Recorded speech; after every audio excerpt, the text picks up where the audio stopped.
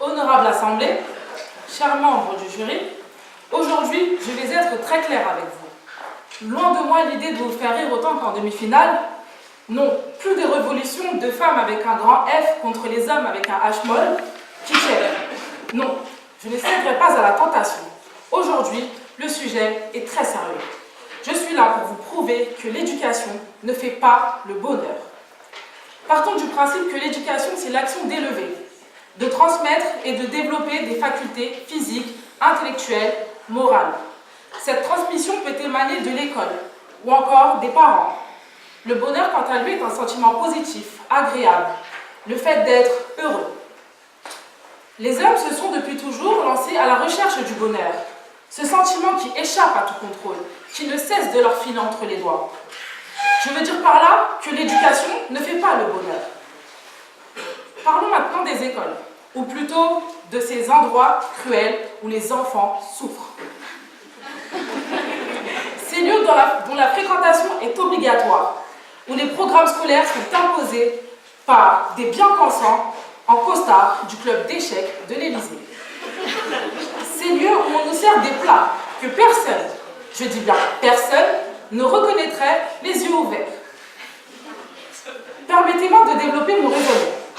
L'école nous cultive à vivre au travers du regard des autres, de la société, qui nous dicte, nous juge, nous force à entrer dans des cases surpeuplées, des cases plus petites que celles d'un plateau d'échecs. Est-ce là le bonheur? Je vous le demande. Peu importe ce à quoi on aspire, c'est le même programme pour tous. On se croirait à l'époque du service militaire où il fallait se taire afin de plaire. La vérité est qu'on lutte constamment les uns contre les autres. Les valeurs de nos écoles sont la compétition, la réussite individuelle, la performance. Tout cela dans le but ultime d'atteindre l'élite, de devenir important, riche, toujours plus riche. C'est argent par-ci, argent par-là. Nous sommes tous différents. Et pourtant, ils veulent qu'on soit tous les mêmes, et en a marre. Nous sommes tous différents. En réalité, je refuse d'entrer dans ces cases dictées par des soi-disant bien-pensants qui, du haut de leur grand âge, pensent à la place des autres. Que nenni! Elles sont trop petites pour moi, ces cases. En réalité, beaucoup n'ont pas accès à l'éducation. Cela veut-il dire qu'ils ne connaîtront jamais le bonheur pour autant? L'éducation, cette peur de l'échec, être premier, toujours faire le poids.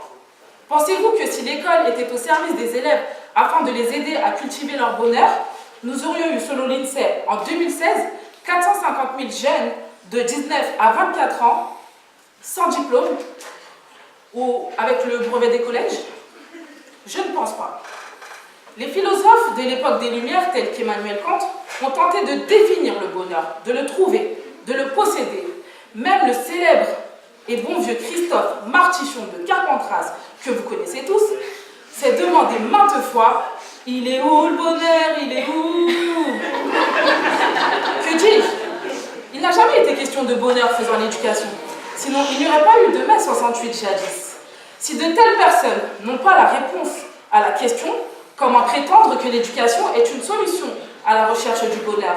Si cela était le cas, ils y auraient pensé, je suppose. Je n'évoque même pas le cas de certains professeurs qui traitent les élèves comme des moins que rien sur les bancs publics. Ne savent-ils pas que le secret de l'éducation réside dans le respect de l'élève? Sans oublier maintenant le rôle des parents. C'est vous que je blâme, parents. Vous ne pensez pas tant à notre réussite qu'à changer nos couches. Vous nous voyez déjà adultes avant de penser à notre bonheur personnel, à ce que nous souhaitons réellement devenir dans le moment présent. Papa, maman, savez-vous ce que ma voix intérieure veut réellement que je devienne? Eh bien, moi, j'aspire à être présidente de la République. Nous savons tous ici que cela n'est qu'utopie. Pourtant, enfant, j'en ai rêvé. De même que vous, enfants, vous rêviez sûrement d'être des artistes, des danseurs, des chanteurs ou encore footballeurs. Que sais-je? Je lui dire que pour être heureux aujourd'hui, pour être heureux demain, il faut apprendre à être heureux aujourd'hui. Hélas, l'éducation nous oblige à ne pas dire tout haut ce que l'on souhaite devenir tout bas. Donc chut, où on dira de vous que vous êtes un cancre, ou encore de mauvaise éducation.